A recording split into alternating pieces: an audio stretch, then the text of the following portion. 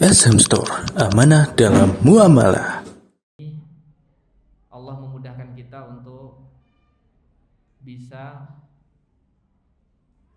bertemu dalam rangka mengkaji ayat-ayat suci Al-Quran dan hadis-hadis Nabi SAW.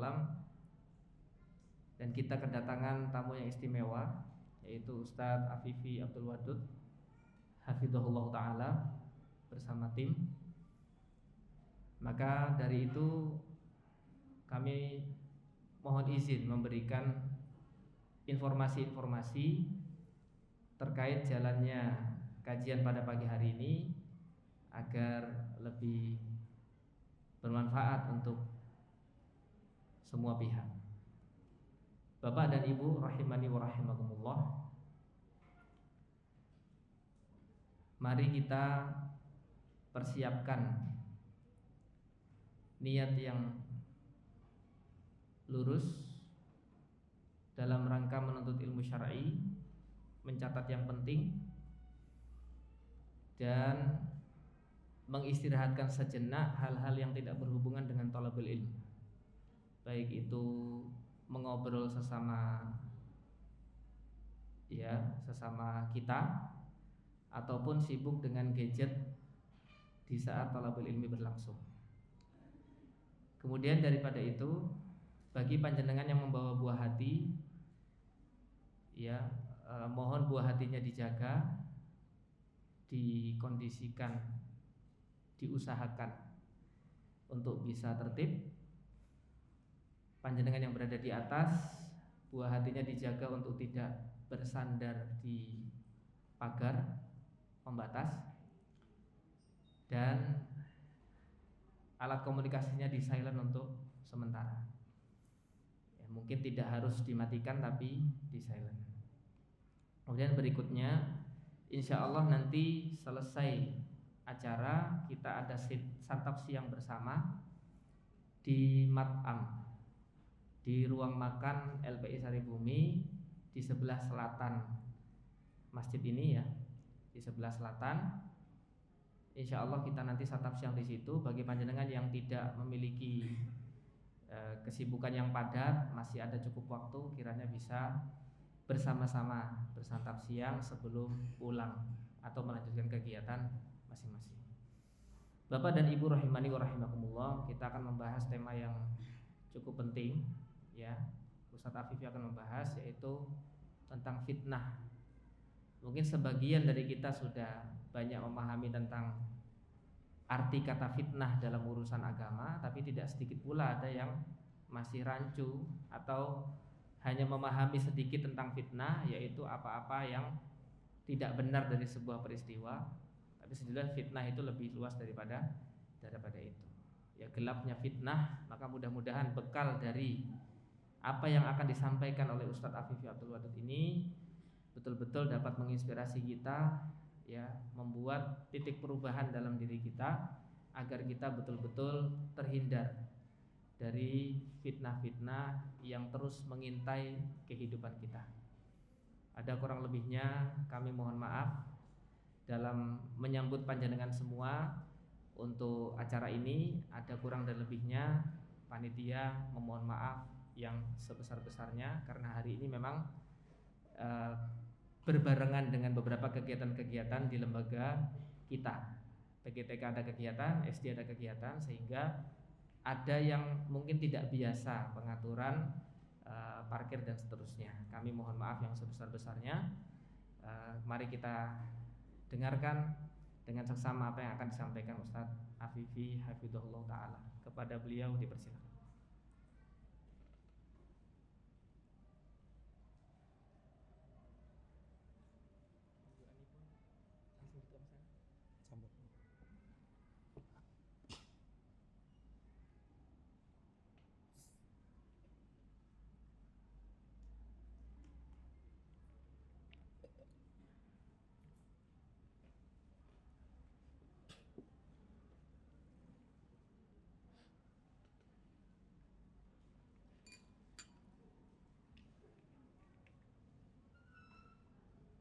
Bismillahirrahmanirrahim.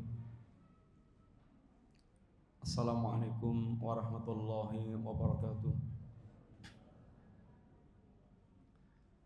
Innal hamdalillah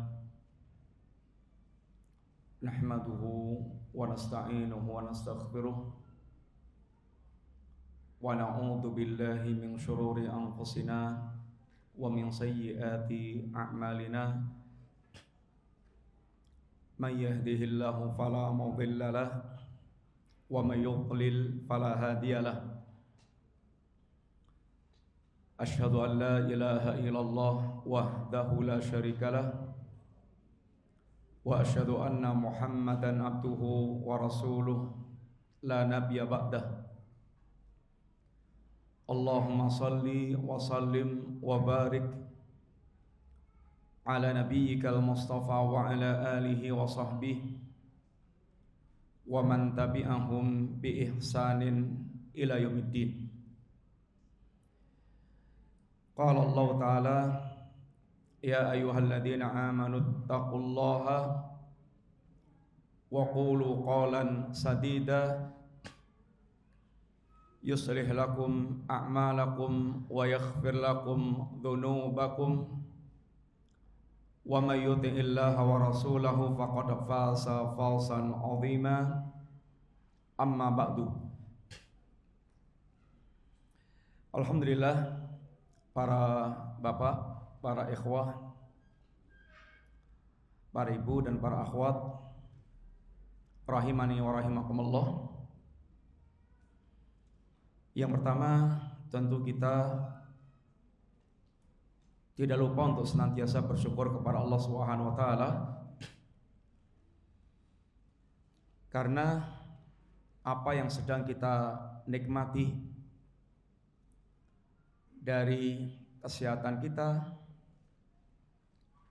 nyamannya kita duduk di tempat yang memang nyaman, enak, sejuk, termasuk kemudian kita berangkat ke majelis-majelis taklim. Semuanya ini hanya terwujud semata-mata karena nikmat Allah, karunia Allah Subhanahu wa taala. Oleh karena itulah, terhadap limpahan lautan nikmat Allah yang tidak mungkin bisa kita hitung, yang kalau Allah ungkapkan dengan istilah wa in ta'uddu nikmatallahi la tuhsuha, seandainya kalian berusaha untuk menghitung nikmat-nikmat Allah, niscaya pasti kalian tidak akan sanggup. Dalam ayat ini ada dua kalimat, wa in ta'uddu, seandainya kalian menghitung nikmat Allah, dan Allah pastikan la tuhsuha. Ta'uddu itu menghitung dengan bijian, dihitung satu persatu kayak beras satu persatu, atau ihsa dengan gerombolan per 10, per kelipatan. Apapun cara yang Anda pakai untuk menghitung nikmat Allah, pasti tidak akan pernah kita bisa merekap berapa jumlah nikmat Allah yang kita terima. Dan begitulah memang yang bisa kita rasakan. Kalau seandainya kita harus menghargai satu persatu nikmat Allah yang kita dapatkan, nggak mungkin. Dari ujung rambut sampai ujung jempol, antum satu persatu kalkulasi nikmat Allah Ta'ala. Harga rambut, kalau seandainya kepala kita pelontos botak tak itu, terus pengen punya rambut, kira-kira berapa harganya? Nggak tahu, kita tahunya punya rambut, sudah tinggal sisiran terus tiap hari, nggak ngerasakan kalau itu kadang-kadang nikmat. Baru tahu nikmat kalau udah pelontos botak tak itu, melihat orang punya rambut seakan-akan indah banget kehidupannya. Terus batok kepala kita ini yang melindungi semua organ yang sangat lunak-lunak tapi sangat vital dalam kepala kita. Itu nikmat yang luar biasa. Kalau bathoknya bolong sak senti gitu aja, gimana? Mau tambal pakai apa? Kodanan bisa bocor, bahaya. Terus otak kita ini juga umpamanya paras kayak gini, nyun ngapunten, berapa harganya? Ya dikasih 5 triliun tapi nyun ngapunten rotok koplak gitu, gimana? Mau nggak? Ya nggak mau. Sehingga sehat, waras, pikirannya ini normal, itu nikmat yang sangat besar. Terus mata kita ini berapa jumlah sarafnya, ikhwan? Mungkin jutaan saraf mungkin. Sehingga bisa membedakan warna dari warna per warna, tingkatan warnanya per warna, antar warna. Kalau seandainya kita dicabut saraf warnanya sehingga hanya taunya hitam putih atau abang sama ireng gitu, ya tentu menjadi sangat kurang nikmat dengan pandangan dunia yang penuh dengan aneka macam warna. Intinya nikmat Allah nggak terhitung, apalagi yang sifatnya guna nikmat agama.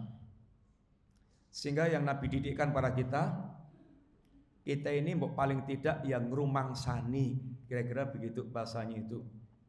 Sehingga ungkapan yang diajarkan Nabi, di tengah lautan nikmat yang berlimpah ruah ini, kita hanya bisa mengakui abu ulaka binikmatika alayya wa abu bidambi.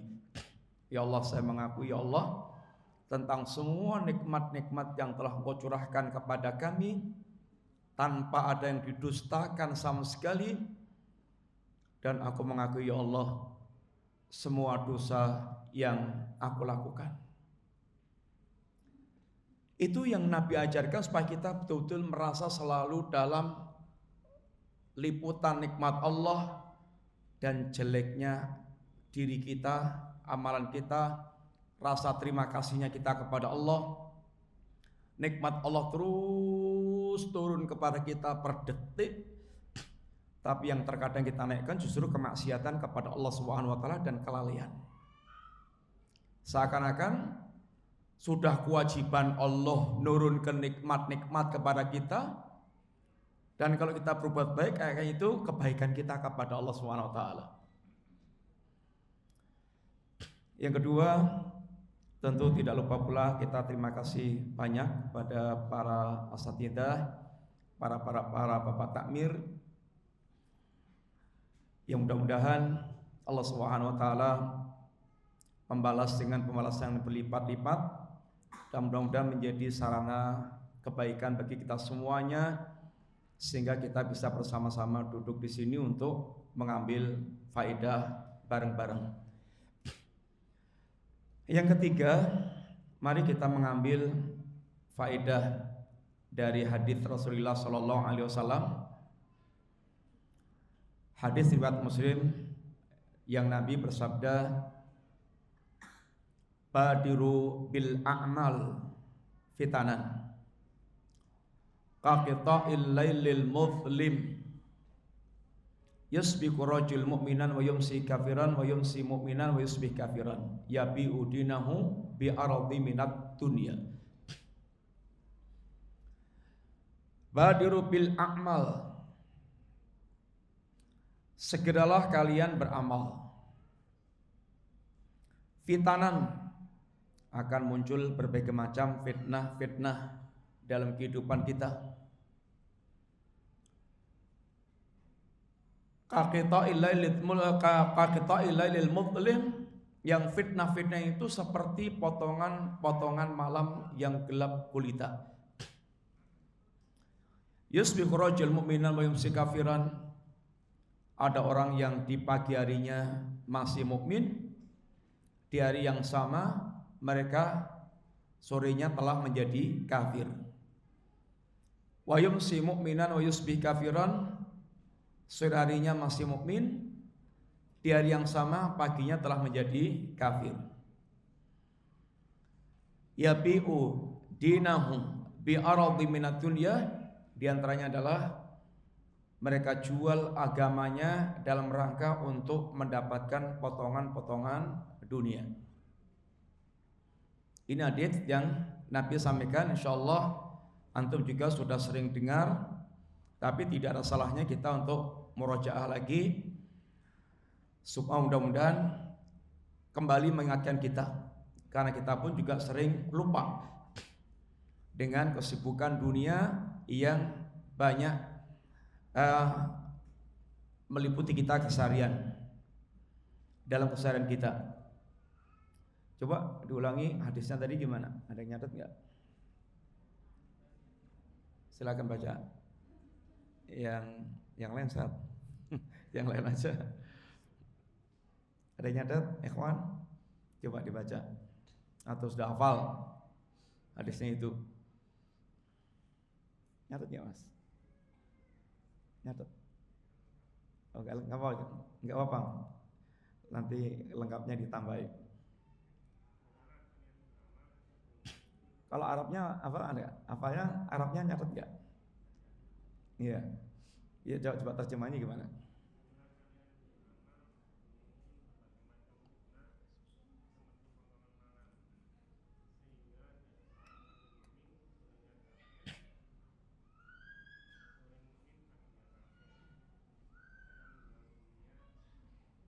Ya, ada yang nyatet nggak, ikhwan, Arabnya? Nggih.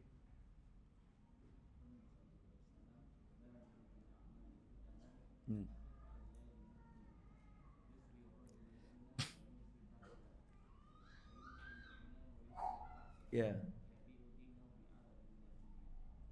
Nyatet atau searching? Ya, alhamdulillah. Hadis ini, ikhwan, ada beberapa poin yang Nabi ingatkan pada kita. Satu, kalimat badiru bil a'mal, agar kita segera di dalam beramal. Yang kedua, fitanan, berita tentang akan munculnya berbagai macam fitnah. Yang ketiga, penggambaran tentang fitnah yang sangat dahsyat, kaqita ilail muslim. Yang keempat, fenomena kedahsyatan fitnah diantaranya adalah membuat orang dia ini kafir, meninggalkan agamanya. Dan yang keempat, 5, itu bahayanya fitnah dunia. Ini sekilas apa yang terkandung dalam hadis di atas. Yang pertama, mari kita lihat. Badiru bil a'mal, segeralah kalian beramal. Ini prinsip yang diajarkan oleh Allah Subhanahu wa taala kepada kita. Dan amal yang dimaksudkan adalah bukan sembarang amal, tapi al-a'malu shalihat, yaitu amal-amal saleh yang akan menjadi bekal yang terbaik saat kita nanti menghadap Allah Subhanahu wa taala. Karena tidak setiap amal itu akan menjadi bekal bagi kita menghadap Allah. Hanya amal yang terbaik yang akan bermanfaat buat kita saat kita menghadap Allah Subhanahu wa taala. Yang hari menghadap Allah itu perlu persiapan khusus karena sangat dahsyat dan sangat mengerikan. Sehingga Allah Subhanahu wa taala katakan, wattaqu yawman turja'una fihi ilallah thumma tuwaffa kullu nafsin ma kasabat wa hum la yuzlamun. Takutlah kalian akan datangnya hari saat Anda nanti menghadap Allah, yang setiap orang akan dibalas dengan sempurna oleh Allah dan tidak seorang pun yang mereka terdolimi dengan pembalasan Allah Subhanahu wa taala. Yang hari-hari saat kita menghadap Allah itu persiapannya bukan dengan menumpuk harta benda, persiapannya bukan mengejar karir, jabatan, kedudukan, kepopularitas, ketenaran. Yang persiapannya bukan dengan sekedar memperbanyak anak buah, pengikut, koneksi. Bahkan ini semuanya nanti menjadi tidak berguna sama sekali saat kita menghadap Allah Subhanahu wa taala. Yauma la yanfa'u malun wala banuna illa man atallaha biqalbin salim. Akan datang hari saat nanti harta Anda sebanyak apapun, anak Anda sehebat apapun, semuanya sudah enggak berguna lagi kecuali orang yang mereka datang kepada Allah dengan hati yang selamat. Kata Ibnu Qayyim, selamat itu selamat dari syirik yang akan menghancurkan tauhid, selamat dari bid'ah yang akan menentang sunnah, selamat dari ghaflah yang menghilangkan sifat dzikir karena lalai, selamat dari syahwat sehingga dia terlilit oleh syahwat, selamat dari syubhat, selamat dari kerancuan sehingga dia tidak bisa memandang hakikat kebenaran dengan jelas. Kalau persiapannya itu hanya harta dan berkaitan dengan pernak-pernik dunia, itu tidak akan memberikan manfaat apapun di hadapan Allah Subhanahu wa taala. Hari-hari menghadap Allah Subhanahu wa taala itu kita sudah tidak lagi bisa mengandalkan siapapun. Sehingga di awal Nabi ingin mendakwahkan Islam, Nabi umumkan kepada mereka, "Ishtaru anfusakum la ughni ankum minallahi syai'an." Ya masyarakat Quraisy, wahai segenap bangsa Quraisy, silahkan kalian tebus diri kalian masing-masing. Aku tidak akan lagi bisa bermanfaat buat kalian saat nanti menghadapi keputusan Allah Subhanahu wa taala. Bahkan Rasulullah sallallahu alaihi wasallam dia sebutkan, ya Abbas, ya Sofiyah, ya Fatimah. Abbas paman Rasulullah, Sofiyah bibi Rasulullah, Fatimah putri Rasulullah. Masing-masing diingatkan Nabi untuk menebus dirinya sendiri-sendiri. Karena kalau sudah di hadapan pengadilan Allah, la ughni anka minal anki fi muinallahi syai'an, sama sekali aku tidak manfaat lagi buat kalian, wahai paman, wahai bibi, wahai putriku, kecuali apa yang dia telah siapkan untuk menghadap Allah Subhanahu wa taala. Bahkan kita pun telah membaca ayat-ayat bagaimana Allah Subhanahu wa taala mengingatkan kepada kita kondisi saat nanti menghadap Allah, suasana yang sangat dahsyat. Yauma yafirul mar'u min akhihi wa ummihi wa abihi wa sahibati wa banihi likulli imri'in minhum yauma idzin sya'nu yughni. Hari ketika seorang dia lari dari saudaranya, lari dari ibu dan ayahnya, lari dari istri dan anaknya. Karena saat itu masing-masing sibuk dengan urusannya sendiri-sendiri, merasakan dahsyatnya suasana. Bahkan mereka akan menjadikan atau mereka siap untuk menjadikan orang-orang terdekat mereka sebagai tumbal keselamatan. Yawaddul mujrimu la yaftadi min adabi yaumi idzin bi banihi wa sahibati wa akhi. Yawaddul mujrimu yaumi idzin bi banihi wa sahibati wa akhi wa fasilati allati tuwi wa man fil ardi jami'an thumma yunji. Kalla innaha ladha nazza'ata lishawa tad'u man adbara wa tawalla wa jama'a fa'awa. Pada saat Allah menampakkan suasana yang dahsyat ini, mata mereka terbelalak, melihat kenyataan yang tidak terbayangkan oleh mereka. Mereka saling melihat satu dengan yang lainnya, akan tapi mereka tidak saling bisa menolong satu dengan yang lainnya. Saat itu orang-orang yang mujrim, yang tidak punya bekal menghadap Allah Subhanahu wa taala,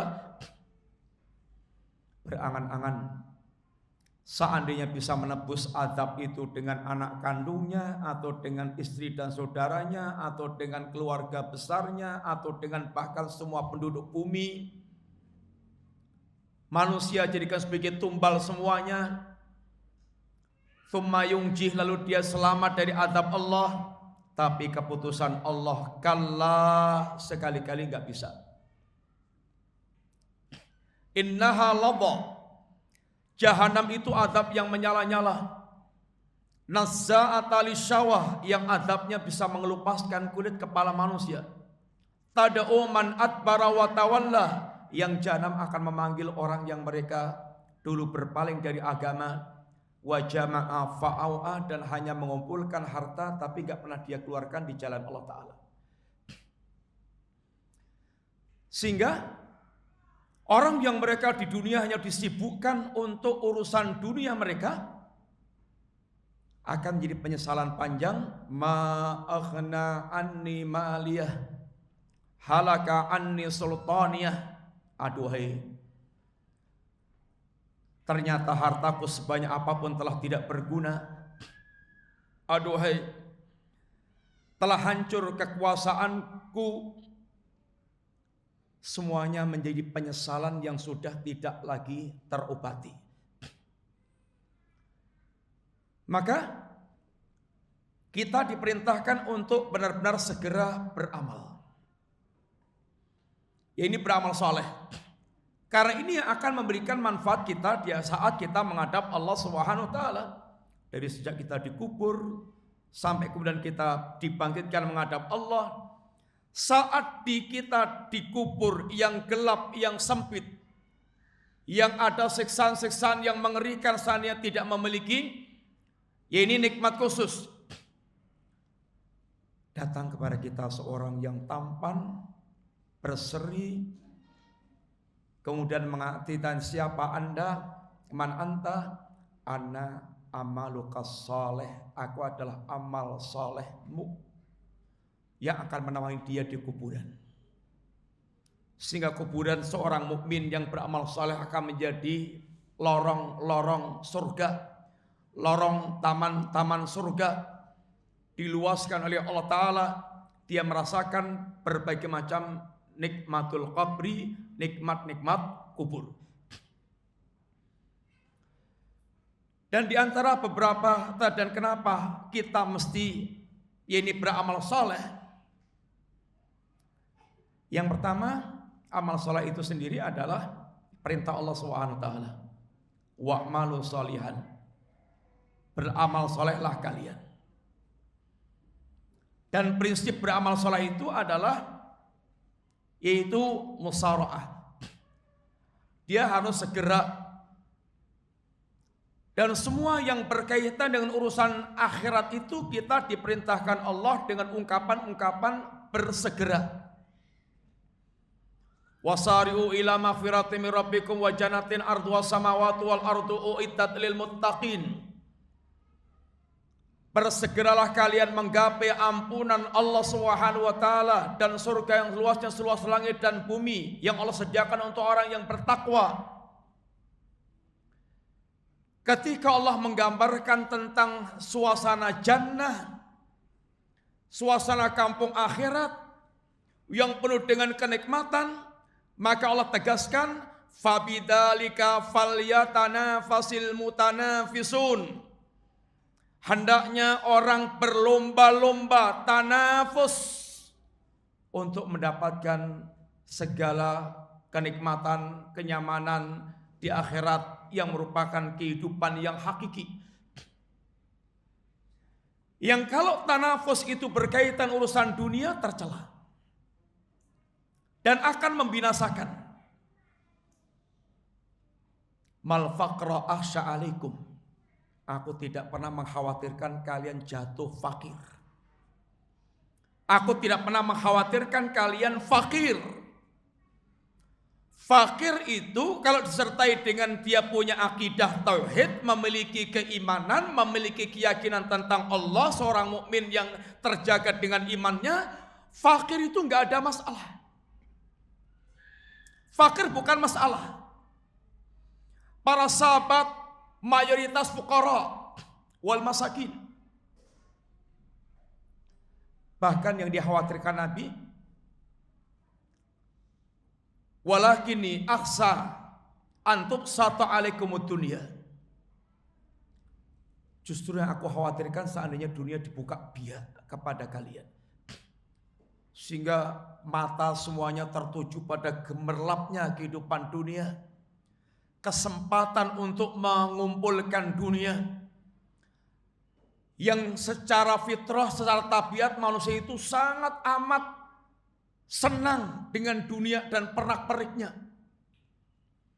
Ketika Allah menggambarkan tentang kenikmatan dunia, Allah sifatkan dengan ungkapan zuyyina linnasi hubbus syahwati minan nisa'i wal banina wal qanatiril muqantarati minadz dzahabi wal fiddati wal khailil musawwamati wal an'ami wal hars. Dzalika mataul hayatid dunya. Dijadikan indah. Di sawang itu nyengsemken, di sawang itu enak, good looking, perasaannya seneng. Kemudian hub, ada kecintaan, sehingga punya tenaga besar untuk dia memiliki, mendapatkan, dan namanya orang cinta begitu. Dia punya semangat yang tinggi untuk memiliki. Syahwat, ada unsur syahwat, punya gairah, punya selera. Lah kalau ini terkumpul, indah, kecintaan, syahwat, ini akan betul menjadikan perasaan manusia itu sangat lengket. Tabiatnya kuat untuk mencintai dunia secara umum, illa man rahimah rabbuh, kecuali yang dirahmati Allah, yang telah bisa memiliki perbandingan antara dunia dengan akhirat. Tapi secara umum tabiat manusia asalnya seperti itu. Selera yang kuat dan sangat indah dan sangat nyaman kehidupannya dengan dunia. Apa itu? Anak-anak, wanita, anak-anak, harta yang banyak, baik itu emas, perak, kuda pilihan, sawah ladang. Dan itulah pernak-pernik kehidupan dunia. Kurang lebih dunia sejak zaman dulu sampai sekarang ya itu-itu aja. Bagaimana yaitu berbangga-bangga, bagaimana bisa menikmati wanita. Tentu ini yang laki-laki dengan wanita, wanita juga sebaliknya dengan laki-laki. Dan Allah buat bersyahwat antara keduanya. Dengan anak, kemudian sehingga orang berbangga-bangga dengan anak. Kemudian dengan harta yang banyak, emas, perak, kuda pilihan, sawah ladang. Ini dari zaman dulu sampai sekarang sama. Hanya ya perkembangannya sesuai dengan perkembangan ini manusia. Tapi ngelutaknya kira-kira dunia itu ya hanya itu. Syahwat ini, syahwat dalam diri kita ini musibah atau bencana, ikhwan? Yang mana ini? Asalnya musibah atau bencana? Asalnya syahwat-syahwat tadi kepada hal tadi musibah atau bencana? Apa? Apa jawabannya? Coba dipilih yang mana? Musibah atau bencana? Gimana? Musibah atau bencana?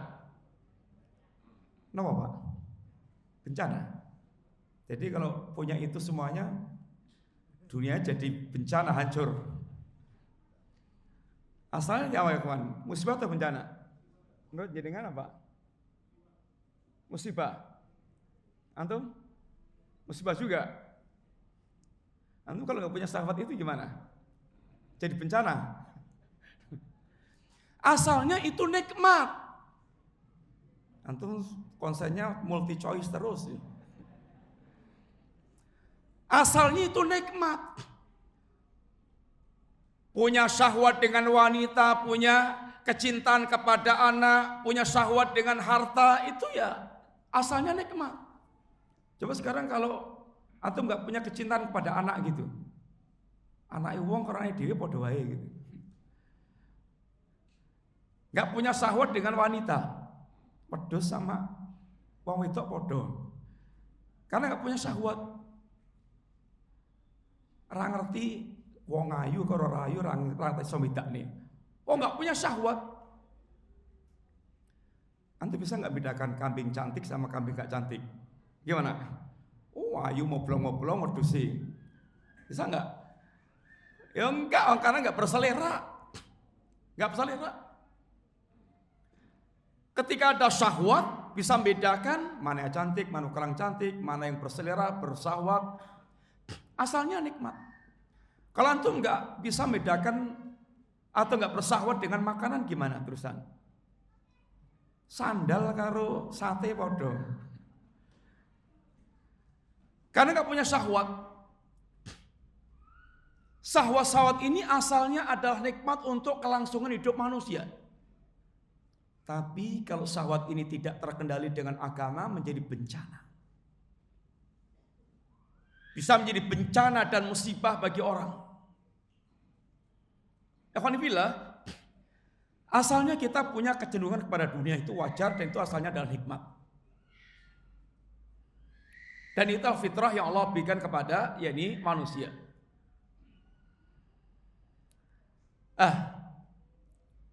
Orang yang mereka Allah berikan rahmat itu mereka yakni bisa berpaling dari dunia ketika dia memiliki perbandingan berkaitan dengan kehidupan lain, yakni kampung ini akhirat.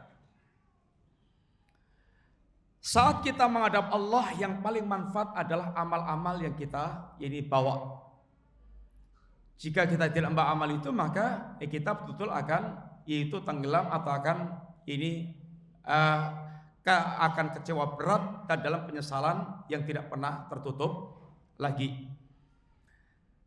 Alasan kita beramal saleh adalah amal itu diperintahkan Allah, dan di atas prinsipnya beramal saleh adalah kita supaya bersegera. Semua urusan akhirat itu diperintahkan kita tanafus, bersegera, sehingga ketika mensifati orang-orang saleh pun kata Allah, kanu yusari'una fil khairat. Mereka ini orang-orang yang bersegera dalam kebaikan-kebaikan. Allah perintahkan bersegera. Allah ceritakan sifat orang-orang yang mereka saleh adalah bersegera dan beramal saleh. Allah perintahkan kita tanafus dengan urusan akhirat, tapi urusan dunia kita nggak boleh tanafus, karena akan menimbulkan bencana. Tanafus boleh menyenangi, boleh memiliki, boleh menikmati, tapi nggak boleh kita kemudian sampai kecintaannya ini terlalu dalam, kebablasan, sampai akhirnya dia menjadikan dunia sebagai tanafus. Maka kata Nabi, justru yang aku khawatirkan kepada kalian itu kalau dunia dibuka biak, kemudian fatanafasuha kama tanafasuha fatuhlikukum kama ahlakathum. Kalau sudah dunia dibuka biak kepada manusia, kalian bisa kemudian dengan ambisinya tanafus, berlomba-lomba untuk mendapatkan dunia, dan itu akan menimbulkan bencana sebagaimana ini tanafus ini telah menghancurkan orang sebelum kalian dan akan menghancurkan pula kepada kalian. Berapa banyak di antara kita yang menjadi rusak hubungan kekeluargaan, hubungan persaudaraan, hubungan pertemanan yang tadinya rukun-rukun, guyub, dan kemudian menjadi berantakan, hancur berantakan karena fitnah dunia. Waktu masih rekoso, zaman kiri, zaman melarat, zaman gak enak, itu rukun bareng, rekoso disonggo bareng, dipikul bareng, semangat, tepo seliro, saling gotong royong, sokong menyokong, tapi begitu dunia dibukakan hancur semuanya. Di antara fitnah umat ini kata Nabi, likulli umatin fitnatun wa fitnatu ummati al-mal. Setiap umat ada fitnahnya, fitnah umatnya adalah harta. Kadang-kadang di antara kita buat yayasan pas zaman masih serba urunan, itu Masya Allah guyub, rukun, semangat, nggak ada yang iren. Tapi begitu sudah mulai beraset, mulai berharta, mulai ada kelihatan dunianya, malah kadang-kadang saling gontok-gontokan, saling berselisih, kemudian menjadi bubar. Tanafus urusan dunia itu akan menghancurkan kita. Tapi kalau tanafus akhirat itu hanya menjadikan semakin lebih baik. Yang kedua, alasan kenapa kita mesti segera beramal. Ya karena dunia ini memang darul amal. Dunia ini darul amal. Adalah tempat kita beramal. Yang ada itu kerja, tandur, nanti panennya hari ketika kita panen itu ghadan, hari kiamat, yaumul akhir. Ali bin Abi Thalib beliau mengatakan, irtahalatid dunya mudbiratan wartahalatil akhirah muqbilatan wa kullu minhuma banun kunu min abna'il akhirah wa la takunu min abna'id dunya al yawma amalun wala hisabun wa inna akhwafa ma akhafu alaikum tulul amal wa tibaul hawa fa amma tulul amal fayansal akhirah wa amma tibaul hawa fayasuddu anil haq. Kata Ali, dunia ini berjalan meninggalkan kita. Antum mau kewencengnya kayak apa mengejar dunia, jantung antum pedot, masuk kubur, dunia dada, goodbye, sampai dia berjalan terus sampai waktu yang ditentukan Allah Ta'ala. Ganti generasi yang lain, penghuni dunia. Sehingga orang yang mereka ngejar-ngejar dunia itu sering kecelik. Tahu nggak kecelik? Kecelik. Apa kecelik? Ya kuadung ditenani jebule.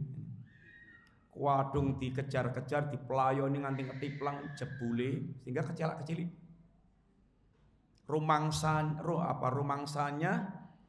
Rumangsane dengan mengejar dunia itu akan menjanjikan berbagai macam janji-janji yang muluk-muluk.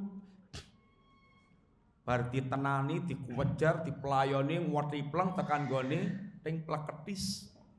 Enggak sesuai dengan yang terbayang. Sehingga orang bilang kayak fata morgana. Kewaduan kayak banyu ngimplah-ngimplah. Bagi orang kausan sangat menjanjikan. Barang dipelayoni ngetiplang sampai nggone ternyata gak ada apa-apanya.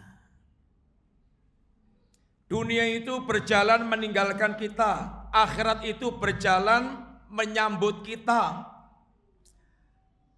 Anda kita mau lari dari kampung akhirat kayak apapun, kon sholat, rasolat, suruh perhatian agama, enggak perhatian dengan agama, dia ngindo-ngindo, menghindar. Tapi dia tidak akan bisa lari dari kampung akhirat karena pintunya akhirat itu adalah kematian dan setiap kita itu pasti akan mati sehingga pasti kita akan bertemu dengan kampung akhirat. Sehingga mau nggak mau pasti kita akan masuk ke kampung akhirat.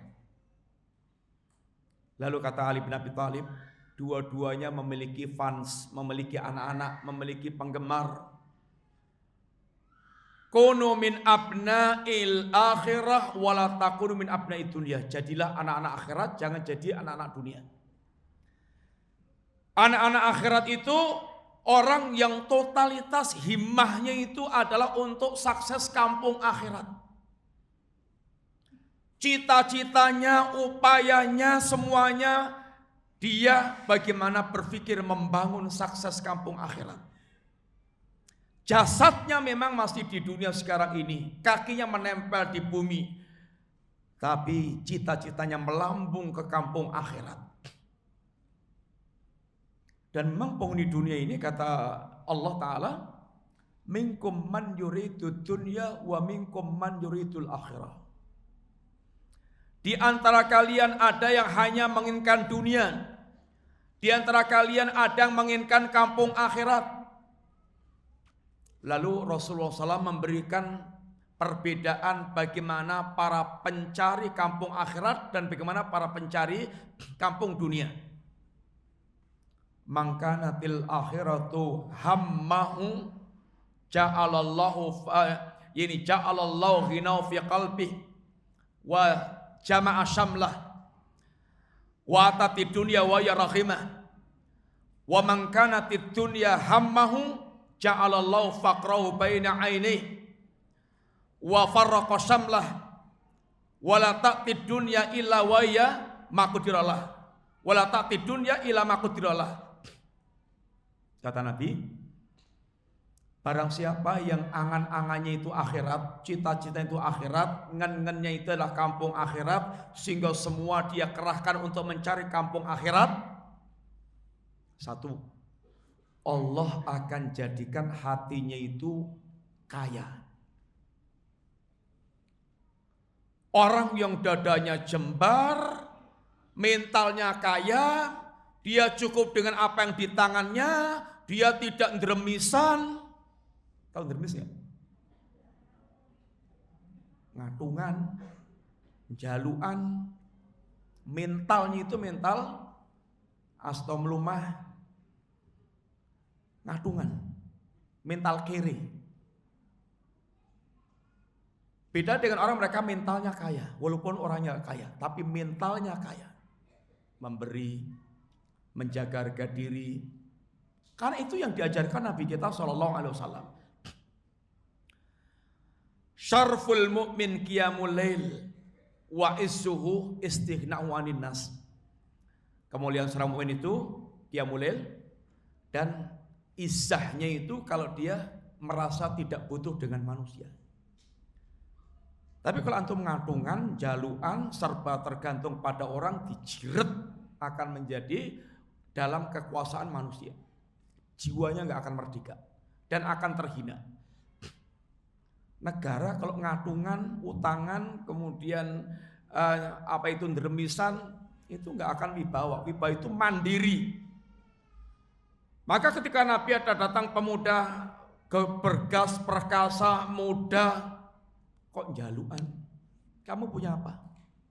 Sarung Kanjeng Nabi. Dol, sarungnya dilelang.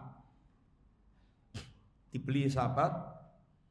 Terus uangnya yang satu untuk beli, kalau sini pecel, yang satu untuk pecel. Tahu nggak? Pecel sama pecel apa bedanya? Tulisannya sama.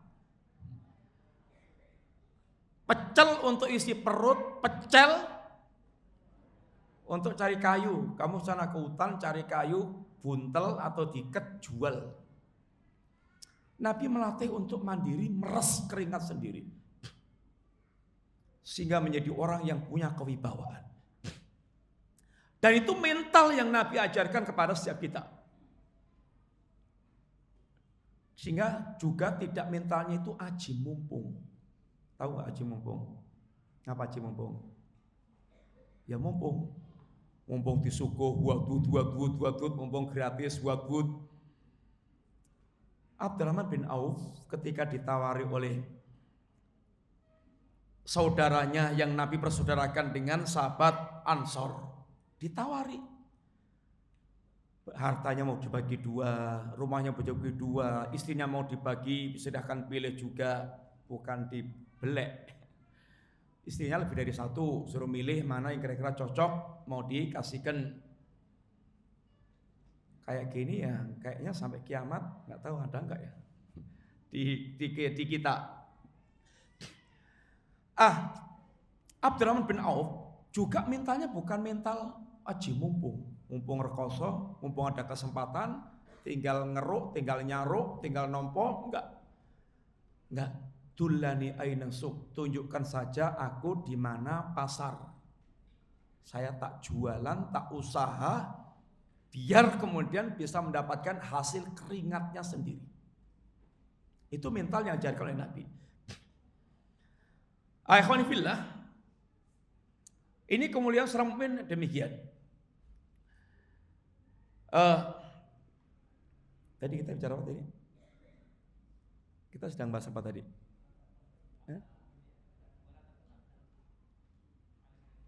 Apa? Iya. Wala takun abna'ud dunya. Kunu abna'il akhirah wala takun min abna'id dunya. Jadilah Anda anak-anak akhirat, jangan jadi anak dunia. Kata Nabi kita, kalau Anda jadi anak-anak akhirat itu, himmah Anda akhirat, total Anda itu adalah himmahnya akhirat. Satu, Allah akan jadikan hati Anda itu kaya, penuh dengan qanaah. Kata Imam Syafi'i, kalau Anda itu qanaah, Anda dan raja sama.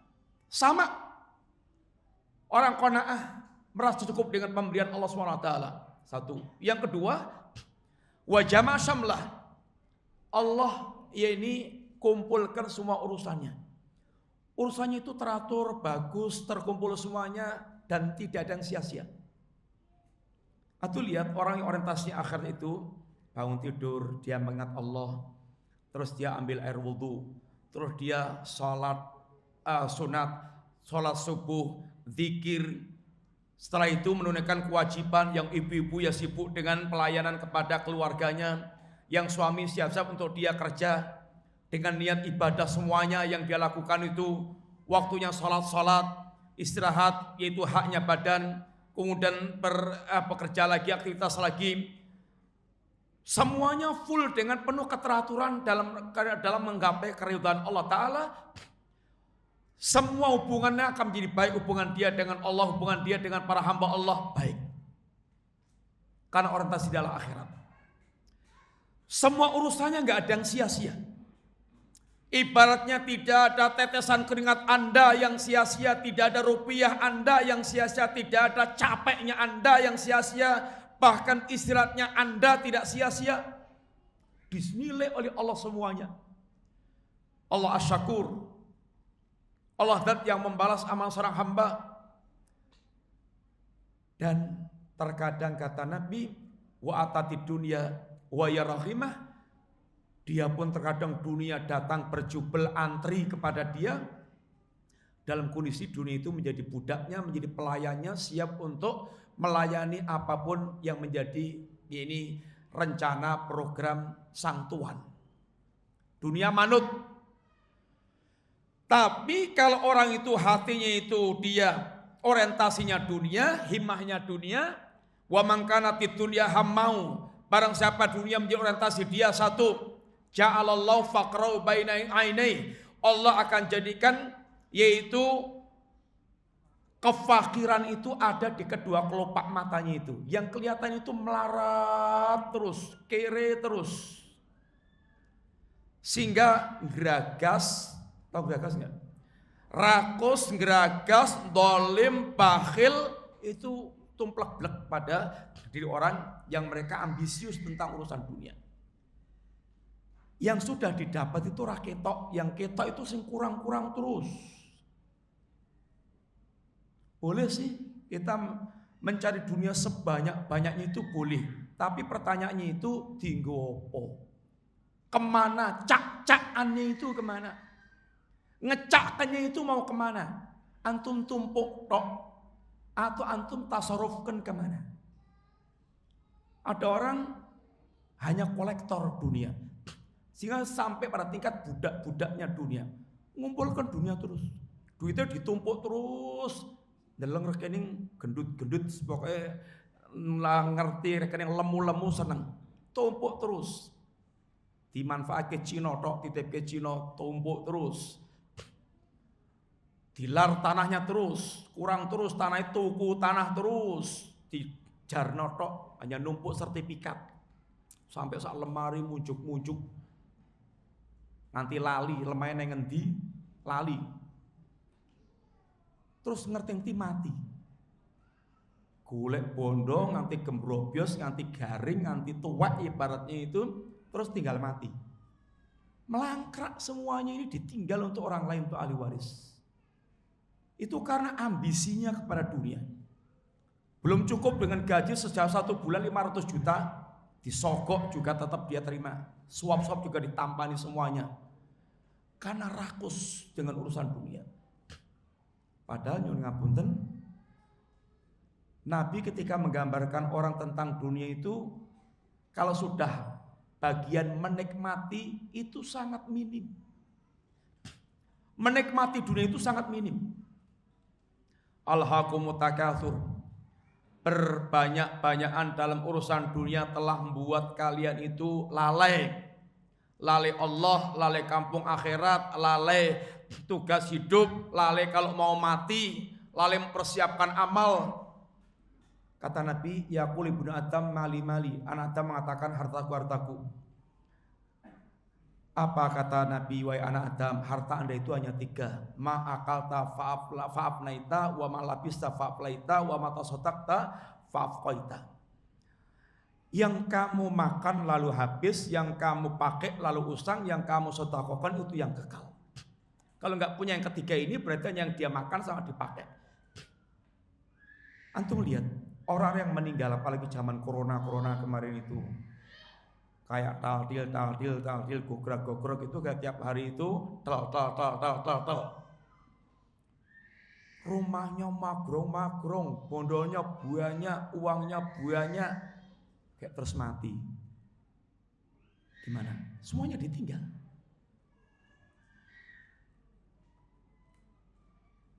Yang dia nikmati ya yang pernah dimakan. Mangan sepiro sih? Antum punya duit miliaran, punya uang triliunan, mbok sak Surabaya iki kuwabeh restoran atau catering itu antum pesen order semuanya bisa dikumpulkan, dijejer sak lapangan bisa. Pertanyaannya, terus yang mau masuk ke perut itu berapa? Antum mau pesen apa? Pesen apa itu? Khasnya sini apa? Soto kirang gitu apa? Rawon. Mau pecel, mau rawon, mau soto, mau apa lagi, komplit. Ya terus yang mau antum masukkan ke perut berapa? Apalagi paling sepiring, 2 piring, 3 piring itu kalau masih petangnya melar terus, masih nom. Lanjut ngapunten kalau sudah umur 60 ke atas atau 70 ke atas, mangan tengkleng rong kuali maunya, nanti kan dibawa ambulan ke rumah sakit. Ya paling minim, sedikit yang kita nikmati itu. Antum bisa beli baju, bisa beli buat rumah, bisa beli mobil, berderet panjang banyak, tapi menikmatinya juga hanya sedikit. Lungguh ya sak jok atau sak kursi, turu ya hanya sak kasur, kemudian nyopir atau mobil ya hanya sak mobil. Sedikit yang kita nikmati. Kalau itu kemudian kita mati, kemudian semuanya itu menjadi hartanya orang lain, ahli waris. Kecuali yang Anda gunakan, yang Anda titipkan kepada Allah akan dikembang-kembangkan Allah tanpa batas. Maka hendaknya kita senantiasa sadar ini tentang apa yang harus kita lakukan ketika sekarang kita di dunia sekarang ini. Wa faraqa samlah, urusannya berantakan. Orang yang sibuk dengan dunia, yang ngapunten ikhwan, seandainya masih sholatnya itu awut-awutan. Dari takbir sampai salam itu di kepalanya itu hanya isinya dunia, terus mikirnya itu sampai lali. Coba antum tanya ke jamaah yang sholat itu, tadi yang dibaca imam rakaat pertama apa? Berapa orang yang kelingan itu coba cek. Dikit, Apa ya mau ngelamun ya aku. Banyak yang mereka enggak ngerasakan atau enggak, ya ini concern dalam sholatnya. Masuk satu persatu urusan dunia. Apalagi kalau antum waktu mau sholat ninggal pekerjaan. Yang ibu-ibu malah ngengkrongke ketel, malah nguripke mungkin apa. Waktu sholat diingatkan setan terus. Apa yang sedang kesibukan dia sebelum sholat. Maka kalau mau sholat itu off semuanya. Di-off-kan tentang dunia, di-off-kan. Dipersiapkan memang. Oh sholat duhur jam 12 umpamanya kurang 10 atau 20. Ya setengah 12 diusah di-off-kan sudah siap-siap. Sehingga betul-betul sholat itu dalam kondisi fresh, memang pengen sholat. Memang pengen sholat. Bukan sekedar pekerjaan sisipan, pekerjaan utama. Kita ini kalau mau ngantor, kalau yang punya kantor itu, ya siap-siap. Masuk jam 7 itu bar subuh wis siap-siap, nyiapke sarapan, atus, dandan, kemudian berangkat ke kantor itu supaya ya ini ke kantornya juga fresh, enggak biayaan, enggak ya-yaan, enggak itu ke susu, sehingga enak, nyaman. Demikian pula mestinya berkaitan dengan ibadah kita. Ikhwan fillah, maka seringnya urusan kita dengan Allah berantakan dan urusan dengan manusia berantakan. Karena ambisi dengan dunia itu membuat orang kemudian rusak hubungannya itu, seringnya itu. Dan kata Nabi, wala ta'ti dunya illa ma qudiralah, dunia pun enggak datang pada dia kecuali yang ditakdirkan Allah. Ya sakmono. Nyun ngapunten, mbok pecicilannya kayak apa, blingsatanya kayak apa, itu jatah dunianya segitu, enggak akan bertambah. Enggak akan bertambah. Kata Nabi, ketika Jibril membisikkan para nabi, annal insana lan yamuta hatta yastakmila rizqu wa ajaluh. Manusia itu enggak akan mati sampai rezeki dan ajalnya itu tuntas. Sehingga orang mereka punya keyakinan tanpa nasihatkan, dia akan mapan dalan. Tapi kalau enggak, ya sudah, dia enggak karuan dalam mencari dunia. Yang kedua, kenapa kita harus segera beramal? Karena dua tempat kita beramal. Dunia itu adalah darul amal. Kata Ali, fal yauma amalun, sekarang itu ada tempat kita beramal, wala hisabun, belum ada rekapan. Rekapannya besok ketika menghadap Allah Ta'ala. Wa innama tuwaffawna ujurakum yaumal qiyamah. Dan sesungguhnya sempurnanya pahala kalian kelak di hari kiamat. Kelak dari kiamat. Itu baru Allah rekap sempurna.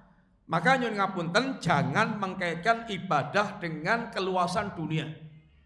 Ada orang ngeluh, wis tak rewangi sholatnya tenanan, ping 5 disiplin, jadi hamba yang taat.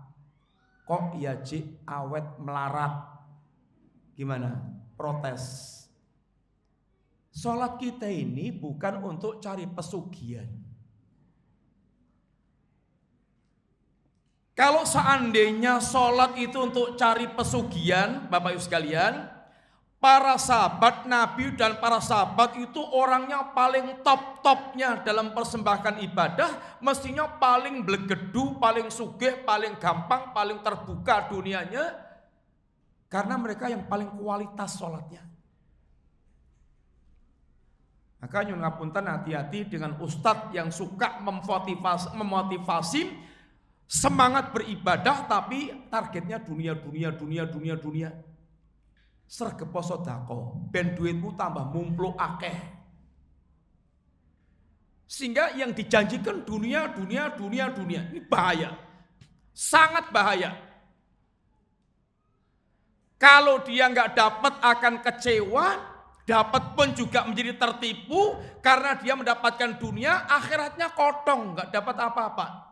Ulaikal ladzina laisa lahum fil akhirati illan nar. Mereka ini orang-orang yang tidak mendapatkan jatah apapun kecuali neraka. Ini singkatnya yang kedua itu. Kenapa kita harus beramal? Karena memang dunia tempatnya kita beramal. Yang ketiga, Kenapa kita segera beramal ikhwan? Karena kematian itu datangnya mendadak. Kematian datangnya mendadak.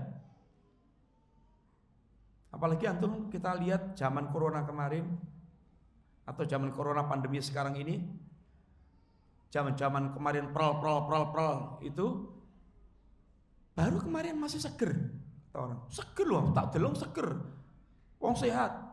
Terus langsung kena drop, pot, mati. Apalagi banyaknya mautul faja'ah, al-mautul faja'ah, kematian mendadak. Lagi nyupir mati, lagi neng mobil mati, lagi olahraga mati, lagi pesan panganan mati, lagi bareng ngobrol mati. Lah wong lagi ngobrol karo aku mau. Nanti krungu berita lelayu mati. Lah mau bertenas lagi leren mati. Sehingga banyak yang mengejutkan kematian mendadak. Sedangkan kematian itu kalau datang itu sifatnya pertama mendadak, yang kedua tidak lagi memberikan kesempatan orang untuk dia beramal lagi. Memutuskan harapan bisa diperpanjang kematiannya itu. Sehingga rata-rata orang yang mereka kedatangan maut baru ada penyesalan-penyesalan tentang kesempatan ingin beramal. Hatta idza jaa ahadahumul maut qala rabbirji'un la'alli a'malu shalihan fima taraktu kalla innaha kalimatun huwa qailuha wa min waraihim barzakhun ila yaumi yub'atsun. Hingga ketika kematian menjemput di antara kalian, maka mereka mengucapkan Rabbirji'un, ya Rabb kembalikan aku, ya Rabb kembalikan ke dunia aku, Rabb hidupkan aku, ya Rabb biar aku beramal apa yang kemarin aku tidak lakukan. Kalla, enggak, itu hanya omongan saja, dan mereka tinggal merasakan alam barzah sampai nanti Allah bangkitkan dia. Sehingga alasan kenapa kita segera beramal diantaranya karena kematian mendadak. Dan kalau kematian mendadak itu sudah tidak lagi memberikan kesempatan kita beramal. Maka Nabi kita mengingatkan pada kita supaya banyak-banyak mengingat kematian. Banyak-banyak mengingat kematian. Aksiru dzikra hatimil ladzat. Perbanyak oleh kalian mengingat kematian.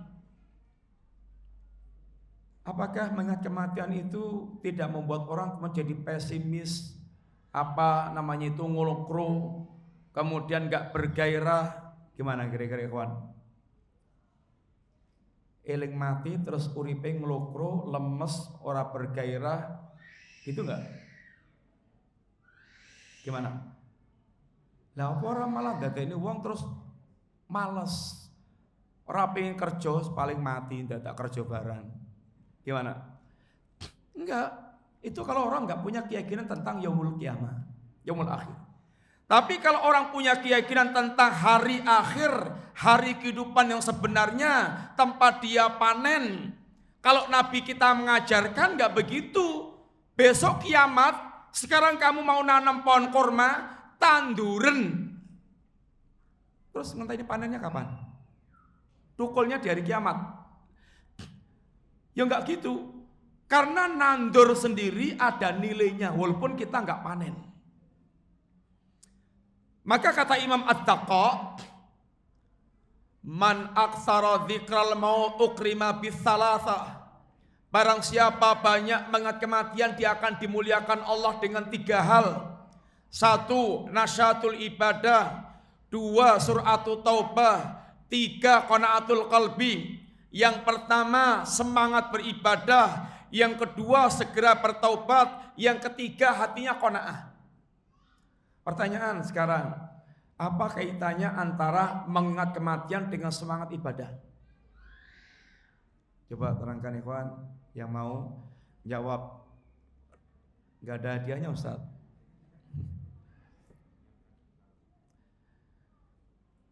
Kaitannya Pak? Pripun Pak?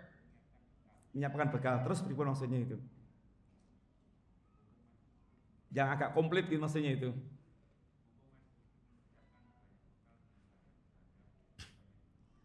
Ya seperti tadi, karena kematian itu kalau datang memutuskan kesempatan beramal, sedangkan kita menghadap Allah itu bekal utamanya itu amal. Orang yang banyak kematian itu dia akan semangat beramal karena supaya sewaktu-waktu kematian datang dia sudah punya kesiapan bekal untuk menghadap Allah Ta'ala. Jangan sampai kematian datang terus kaget, belum apa-apa, belum siap apa-apa, sehingga dia akan memiliki semangat beramal justru ketika dia banyak mengingat kematian. Apalagi kita diajarkan mentalnya itu mental sang juara. Gimana mental sang juara itu, ikhwan? Mental sang juara itu gimana? Dia akan all out, mengerahkan tenaga segala macamnya, dan ketika sudah dekat finish gimana? Tambah ngelokro, jungkel, terus ndekem, dodok, atau gimana? Tambah genjot pol, tambah gaspol ibaratnya itu, supaya finishnya itu nomor 1. Maka para salaf kita kalau menceritakan, saya ini umur 80 tahun itu semangatnya mencari ilmu lebih ketika saya umur belasan tahun. Sehingga nyun ngapunten tambah sepuh boten tambah rapuh, tambah tuwek boten tambah jelek, tapi tambah semangat. Tambah semangat. Karena dia tahu sebentar lagi finish. Karena umurnya udah trontong ambles, trontong angslup. Ya kalau udah matahari itu jam 5:30 mau kemana lagi? Mosok ngetan meneh. Ya tinggal ambles. Sehingga akan semangat beramal. Yang kedua surah At-Taubah gimana? Kira-kira penjelasannya. Orang yang ingat mati, dampaknya itu akan segera bertobat. Gimana, ikhwan? Jaringan, Ribon. Kaitan antara cepat tobat, segera bertobat dengan ingat kematian.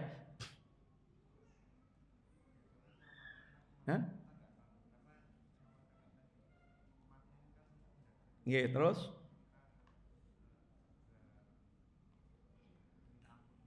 Ya kurang lebih sama tadi itu.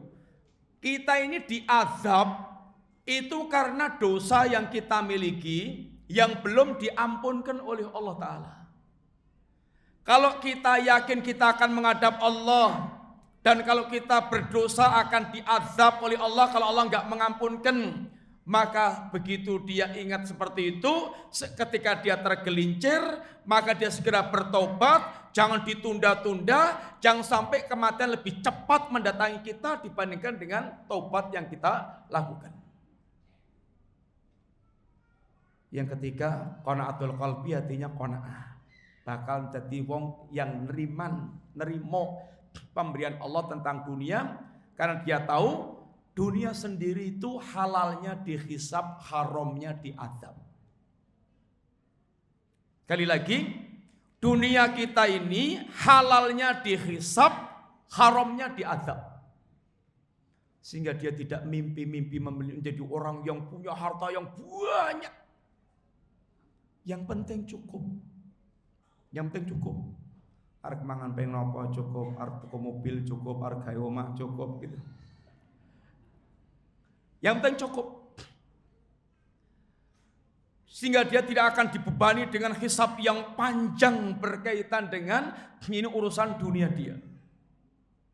Kanjeng Nabi ditawari. Kanjeng Nabi kalau purun, kalau mau Gunung Uhud itu mau dijadikan emas, diberikan Kanjeng Nabi.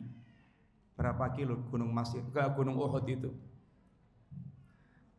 Gunung Uhud itu panjangnya kira-kira 7 kilo. Lebarnya kira-kira itu 2-3 kilo, tingginya kira-kira 350 meter. Berapa kintal? Enggak tahu.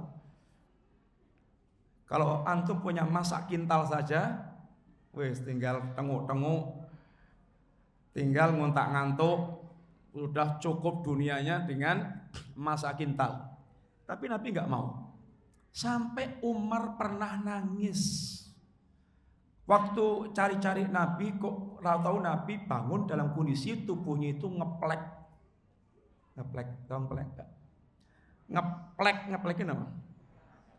Membekas, ngeplek, membekas, kloso. Umar nangis, Kanjeng Nabi, Masya Allah, Kisra wal Kaisar. Kisra, Kaisar, raja kafir. Mereka ini tenggelam dalam kemewahan, kenyamanan dunia. Wa anta Rasulullah, panjenenganiku utusanipun Allah. Ya Rasulullah, Anda utusan Allah. Ya Rasulullah, Anda begini. Nabi memberikan pendidikan kepada Umar juga yang menjadikan sangat membekas di hatinya Umar. Amma tarda ya Umar, amma tarda anna lahumul dunya walanal akhirah. Ya Umar, apakah Anda tidak ridha seandainya untuk mereka itu dunia dan untuk kita akhirat? Sehingga ketika Umar menerima kunci Baitul Maqdis dan kondisi Umar itu datang dengan kendaraan sederhana, bahkan ketika mau sampai Sam harus melewati selokan, turun dari kendaraan, sandalnya dicopot, dikalungkan ke leher, dilihat oleh Abu Ubaidah bin Jarrah sang gubernur Sam waktu itu, kok rasanya nelongso, khawatir kalau dilihat oleh rakyat Sam akan dilecehkan oleh anak Sam.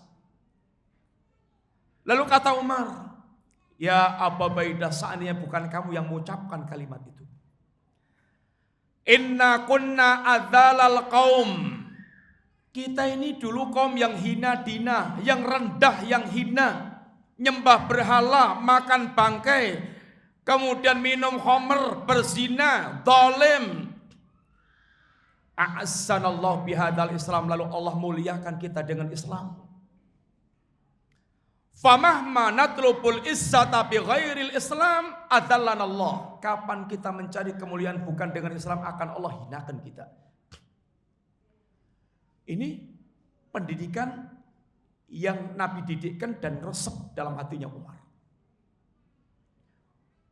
Dan para sahabat ketika melihat negeri diruntuhkan oleh kaum muslimin, nangis. Dulu mereka hidup mewah kayak gitu, sekarang dihancurkan oleh Allah Ta'ala. Yang kemewahan itu sering sekali memang mengantarkan kepada kerusakan. Kemudian, kenapa kita mesti segera beramal ikhwan? Singkat yang berikutnya, nomor berapa? 4. Ketika orang tidak segera beramal, apa yang mereka cari? Apa yang mereka cari? Kata Nabi, badiru bil a'mali, segeralah kalian beramal. Hal tangtadiruna illa sab'an. Apa yang kalian tunggu-tunggu kecuali 7 perkara? 1.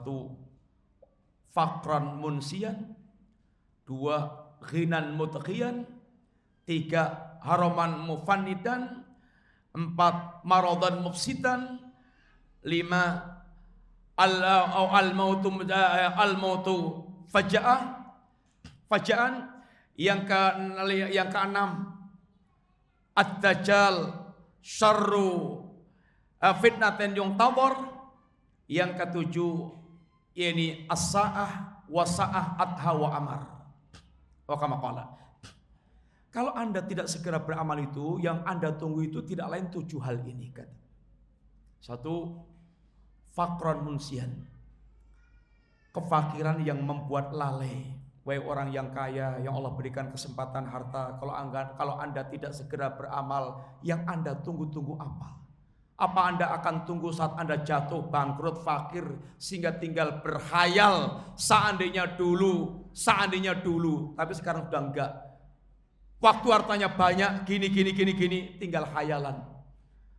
Dan ketika jatuh fakir, dia sudah disibukkan dengan urusan memenuhi perutnya, memenuhi kebutuhan yang sangat asasi, sehingga nggak sempat thalabul ilmi, nggak sempat lama-lama baca Quran, nggak sempat lama-lama berzikir, nggak sempat disibukkan untuk mencari kebutuhan hidup. Yang dulu waktu kaya bisa sempat ini, sempat itu, bisa nyaman, bisa longgar.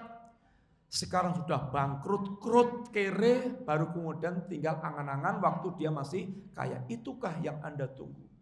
Kedua, ghinan mudghiyan.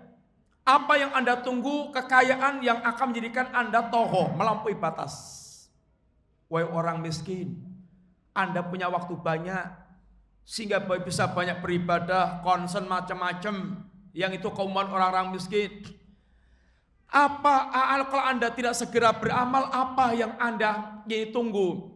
Apakah Anda tunggu kalau jadi orang kaya yang mudghiyan, yang rata-rata kekayaannya itu membuat dia itu toho, melampaui batas? Sering orang ketika masih melarat, Masya Allah, sergap ke masjid, tukang adzan, ngeresiki masjid, tawadhu, dan semisalnya. Ini amal yang luar biasa kalau kita tahu harganya. Tapi begitu dimudahkan Allah dunianya, jualannya mulai laris, sibuk kulaan, sibuk dodolan, wes sikile belas sudah mulai nggak mampu masjid, belas nggak pernah sempat duduk di majelis taklim, belas Qur'annya itu nggak pernah dibuka lagi, melangkrak di rak nganti ini debunan, sehingga segala kesempatan beramal soleh tinggal jadi sejarah. Ngen-ngennya sudah beda. Iktikafnya jadi di mal-mal, kemudian kumpulannya dengan orang-orang the have, kemudian dunianya jadi gak karuan, tokoh melampaui batas. Ngombe ini bukan banyu putih lagi, banyu apa? Ikhwan fillah. Atau yang ketiga, haraman mufannidan. Apa yang Anda tunggu ya anak muda? Anda masih seger, fresh, Masya Allah, sempatan emas, sehingga nikmat muda, nikmat yang diingatkan oleh Allah SWT. Ketika Allah menyebutkan tentang 5 hal, itu diantaranya masalah umur, tapi satu yang Allah sebutkan lagi, wasyababaka qabla haramik, mudamu sebelum tua kamu. Karena muda merupakan nikmat khusus, kesempatan khusus. Apa yang Anda tunggu-tunggu itu kalau sudah jadi nyuwun ngapunten tuwek pikun. Orang pikun itu walaupun tadinya profesor doktor, ucul dari rumah itu kadang rasa mulih. Apalagi mau jadi aktivis macam-macam, mulih aja ra iso. Sehingga kalau mudanya itu disia-siakan kesempatannya itu, nanti nyesel ketika dia sudah tua. Apa itu yang Anda tunggu? Atau yang keempat, maradan mufsidan, sakit yang membuat dia rusak. Waktu seger, waras, masih bisa melaku kemana-mana, mripate cetha, kupinge cetha, kemudian awake enak, seger, nggak dipakai apa-apa. Kalau sudah gelitak di bangsal, stroke, nggak bisa apa-apa, ngangkat tangan aja nggak bisa, sudah tinggal angan-angan untuk melakukan berbagai macam kesempatan beramal baik. Atau yang Anda tunggu kematian yang datang mendadak.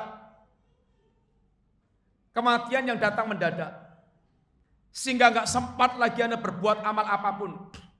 Atau dajjal, fitnah sepanjang zaman yang terburuk, atau kiamat itu sangat dahsyat. Yang kelima apa? Kelima ya sekarang. Yang kelima, kenapa kita segera beramal ikhwan? Kebahagiaan kita ini hanya ketika kita beramal soleh. Man amila solihan min dzakarin aw untha wa huwa mu'min fala nuhyiyannahu hayatan thayyibatan. Barang siapa yang beramal soleh, barang siapa yang dia beramal soleh, laki-laki maupun perempuan, dan dia itu mukmin, Allah akan berikan kehidupan yang enak, kehidupan yang thayyibah. Al hayatu thayyibah itu al hayatu sa'adah. Al hayatu sa'adah itu itminanul qalbi wangsirahu sadri. Kehidupan yang bahagia itu hatinya tenang, dadanya lapang, itu bahagia. Antum melarat, sugih, lanang, wedok, jadi pejabat, jadi rakyat, itu kalau dadanya tenang, hatinya lapang, bahagia. Dan ini tidak akan bisa kita dapatkan kecuali kita menjadi hamba Allah yang beramal soleh. Amal soleh itu akan mewariskan kelapangan hati dan ketenangan hati dan kelapangan dada. Kebahagiaan hakiki itu hanya pada orang mereka beramal soleh. Orang yang mereka maksiat itu walaupun kelihatan senang, dia itu ngenes dan hidupnya merana.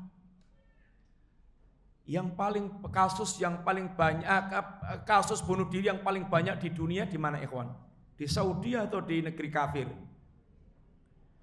Yang paling banyak konsumsi obat penenang supaya jiwanya tenang di mana? Di Saudi, negeri tauhid atau di negeri kafir? Yang banyak pelampiasan kebahagiaan dengan free sex, dengan mendem di mana? Negeri kafir. Sehingga mereka hidup kayak binatang. Di balik glamornya dunia yang gemerlap, di balik itu adalah kerapuan mental yang mereka lebih jorok dibandingkan dengan binatang. Tapi ini yang tidak dilihat oleh kaum muslimin sehingga terfitnah dengan dunia barat yang kelihatannya itu ini serba wah. Kemudian kata Nabi, ini kita tinggalkan, badur bil amali fitanan, akan muncul fitnah-fitnah. Akan muncul fitnah-fitnah. Dan fitnah itu gelap. Dan fitnah itu menghancurkan. Dan setiap kita akan diuji oleh Allah Subhanahu wa taala. Ada sifatnya itu fitnah khusus, ada sifatnya fitnah umum. Fitnah khusus yaitu yang berkaitan yang kita maksudkan, fitnah yang menimpa kepada pribadi-pribadi. Setiap orang ada fitnahnya. Ada ujiannya. Ada yang diuji dengan hartanya, ada yang diuji dengan yaitu anaknya, jiwanya, atau yang kata Allah secara umum dikatakan wala nabluwannakum bisyai'in minal ju'i wal khaufi wa naqsim minal amwali wal anfusi wath thamarat. Akan benar-benar akan kami uji kalian dengan alju kelaparan, dengan al-khauf ketakutan, alju kelaparan, kemudian berkurangnya harta, berkurangnya jiwa, berkurangnya buah-buahan, dan Allah ingin melihat mana yang sabar. Semua yang kita alami itu senang susah sungguhnya adalah ujian, kata Allah. Wa nabluukum bisyarri wal khairi fitnah. Benar-benar akan kami uji kalian dengan hal yang Anda anggap buruk maupun yang Anda anggap baik. Semuanya ujian. Sugih ujian, melarat ujian, lara ujian, sehat ujian, senang ujian, susah ujian, semuanya ujian. Apakah Anda akan tampil mukmin yang abdan syakuron dan abdan saburon, atau bahkan abdan kafuron, atau hamba yang kafir, atau hamba yang putus asa? Ini ujian semuanya. Dan ada fitnah yang sifatnya umum, melanda semua manusia kena dampaknya. Dan fitnah ini kalau dirinci sangat banyak, tapi kalau diglobalkan kata para ulama, dalam kelompok besar fitnah syahwat, fitnah syubhat. Kalau fitnah syahwat itu fitnah yang berkaitan dengan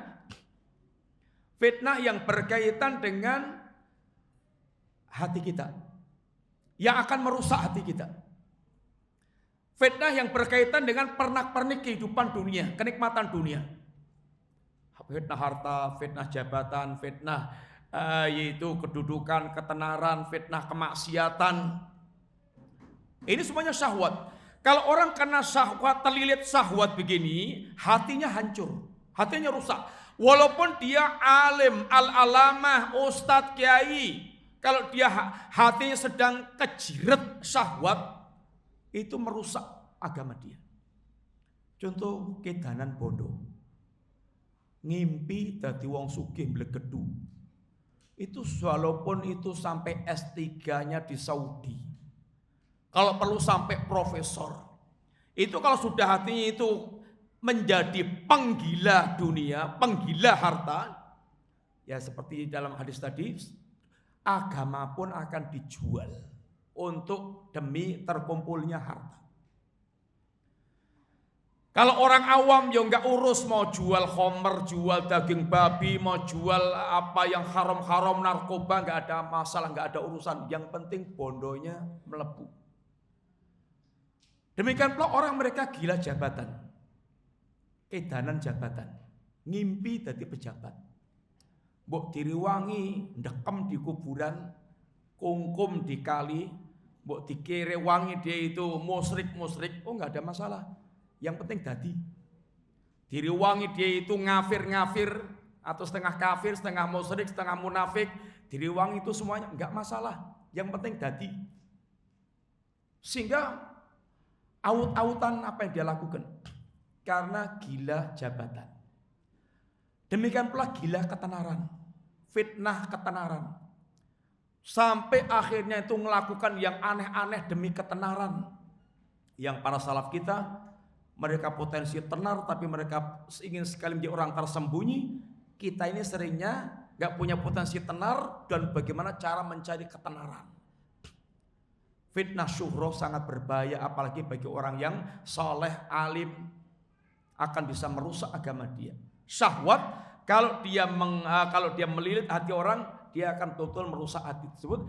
Ya ini rusak niat-niatnya, rusak ini agama dia. Satu. Yang kedua itu fitnah syubhat. Namanya syubhat, orang dibuat samar, menjadi samar, enggak cetha melihat, ya ini hakikat perkara, enggak bisa membedakan antara syirik dengan tauhid, sunnah dengan bid'ah, taat dengan maksiat, kemudian Islam dengan kafir, hak dengan batil, blawur semuanya. Syubhat namanya syubhat blawur. Enggak cetha. Ini rusaknya ilmu. Dan dua-duanya itu fitnah yang sangat dahsyat di zaman kita. Ketika Nabi menerangkan tentang hakikat Shiratal Mustaqim, satu hadis Ibnu Mas'ud menggambarkan, yaitu Nabi menggambar garis lurus dengan mengatakan hadza sabilullah. Gambar lagi garis-garis yang banyak, hadza subul syai'is, hadis subul. Ini adalah jalan-jalan. Laisa min hasabilun illa wa alaihi syaitan aw kama qala. Tidak ada satupun jalan ini kecuali syaitan nongkrong di sini untuk ngajak orang masuk ke jalan-jalan tersebut. Ya Abdullah ta'al halumma hadha tariq. Wahai Abdullah sini, masuk sini, ini juga jalan. Ini jalan tipuan syaitan untuk menyesatkan manusia dari jalan yang hak. Kata Imam Mujahid, ini as-subul, yaitu al-bidah wa syubhat. Bid'ah-bid'ah dan syubhat-syubhat. Ini ancaman, ini fitnah syubhat. Lagi Nabi gambarkan Shiratal Mustaqim dengan ungkapan beda. Jalan, ini jalan. Kanan kiri ini adalah tembok-tembok pembatas. Tembok-tembok ini ada pintu-pintu terbuka. Pintu terbuka itu ada kordan yang julur. Kemudian di awal jalan ada penyeru. Penyeru, ayuhan nas, udkhulus sirata jami'an. Wahai manusia, masuklah Anda semuanya ke pintu ini. Terus di setiap atas jalan ada penyeru. Kalau orang akan membuka korden diingatkan, wahai hak, la taftah, in taftahu talisuhu. Jangan kamu buka, kalau kamu buka kamu akan masuk.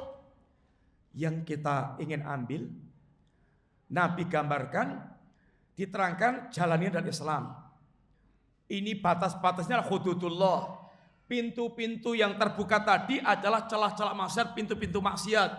Dan sifatnya sangat menarik. Kemudian korden yang menjulur ini isyarat tentang gampangnya maksiat diakses.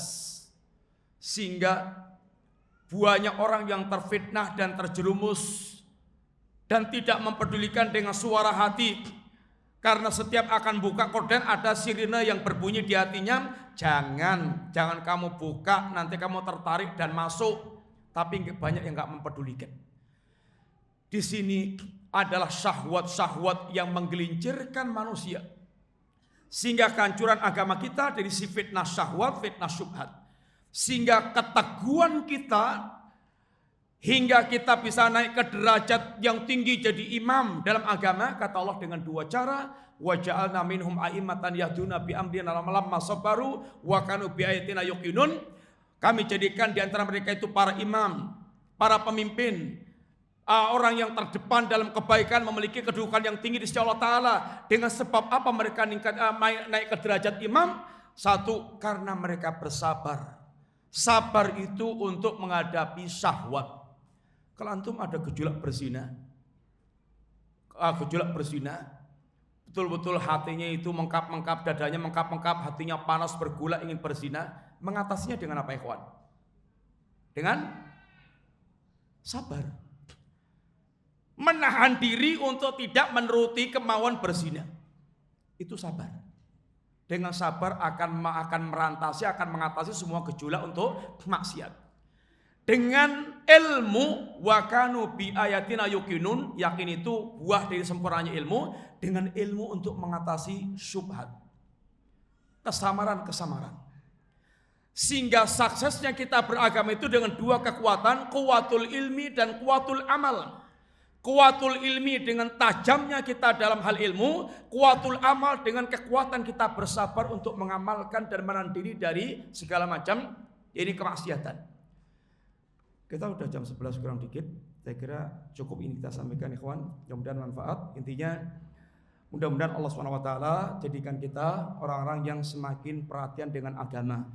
Karena agama itu adalah ini nikmat termahal bagi kita yang akan mengawal semua kebaikan dunia akhirat kita itu adalah dengan agama kita ini. Sehingga Nabi katakan dalam doanya, Allahumma aslih lana dinana alladhi huwa ismatu amrina. Ya Allah, perbaikilah hatiku yang Allah perbaikilah agamaku yang agamaku adalah penjaga segala urusan kami. Semoga Allah memberikan kepada kita nikmat istiqomah, keteguhan kita di atas Islam dan iman, diberikan taufik istiqomah sampai mudah-mudahan kita kembali kepada Allah dipanggil dengan panggilan indah. Ya ayatuhan nafsul mutmainnah irji'i ila rabbika radhiyatan mardiyah fadkhuli fi ibadi wadkhuli jannati. Demikian ikhwan, sekali lagi minta maaf, terima kasih banyak, semoga manfaat. Jazakumullah khairan. Kita cukup sekian. Wassallallahu. Ada pertanyaan? Sulit enggak pertanyaan Ustaz? Ya silakan. Baik, ada sesi pertanyaan. Silakan yang bertanya langsung boleh.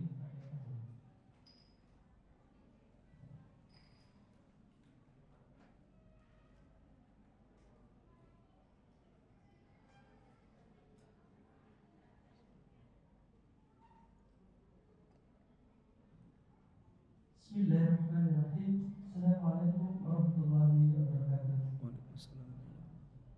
Alhamdulillah, jazakumullah khairan Ustaz. Terima kasih atas segala penjelasannya. Anda tertarik dengan takutkah dengan fitnah dunia, tapi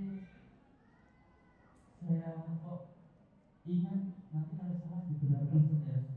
Dan tidaklah kamu takut kepada Allah, orang-orang yang seandainya meninggalkan di belakang mereka anak-anak yang lemah, yang mereka khawatir terhadap kesejahteraan mereka.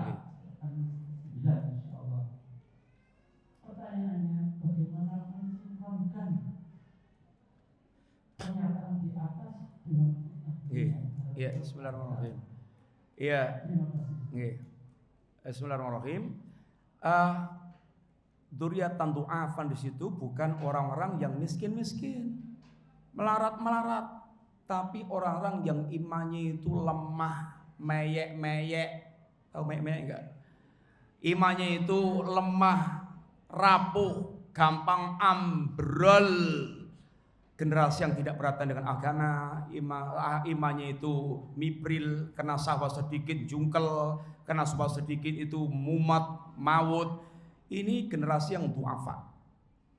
Sehingga bukan du'afa dalam urusan dunia, du'afa dalam urusan ini yaitu agama. Sehingga Nabi juga katakan al-mu'minul qawiyyu ahabbu ilallah khairan wa ahabbu ilallah. Mukmin yang kuat itu lebih baik dan lebih dicintai oleh Allah SWT. Wa fi kullin khairun. Tapi mukmin baik yang kuat atau yang dhaif itu semuanya baik. Artinya penentu kebaikan itu iman. Imannya kuat atau imannya lemah itu masih pemilik kebaikan, tapi iman yang kuat lebih baik dibandingkan dengan iman yang lemah. Adapun kekuatan harta, kekuatan pendidikan, kekuatan titel, kekuatan keterampilan segala macam itu, ini hanya akan terpuji kalau dilengketkan kepada agama. Hartanya sugeng blegedu ngawu-awu, tapi yang punya program akhirat yang bagus, agama yang bagus, ini bagus. Orang mukmin yang bagus. Tapi asal kekuatan adalah kekuatan iman, kekuatan yaitu agama seorang. Wallahu taala a'lam bishawab. Cukup kayaknya Ustaz, gampang, nggak ada yang sulit difahami insyaallah. Kita cuma sekian, mudah-mudahan manfaat ikhwan. Insyaallah banyak kajian-kajian di Surabaya ini oleh para asatidzah. Jazakumullah khair atas segala penerimaannya, silaturahim kita pada hari ini. Semoga Allah mengekalkan hubungan kita dunia sampai akhirat ketika kita menjalin di atas ta'awun alal birri wa taqwa. Karena kalau tidak, kata Allah, al-akhillau yawma idzin ba'dhum li ba'din aduwwun ilal muttaqin. Orang yang berkawan akrab, bersahabat karib di dunia akan berubah menjadi permusuhan di akhirat kelak, kecuali orang menjalin persahabatan dengan ketakwaan kepada Allah Subhanahu wa taala. Demikian, terima kasih kepada para bapak sekalian, para takmir. Mudah-mudahan sekolah kita lancar, berkembang, diridhai oleh Allah Subhanahu wa taala, dan yang penting terus lurus sampai akhir ini menjadi pendidikan yang melahirkan generasi yang membela Islam dan sunnah Nabi Sallallahu Alaihi Wasallam. Assalamualaikum warahmatullahi wabarakatuh.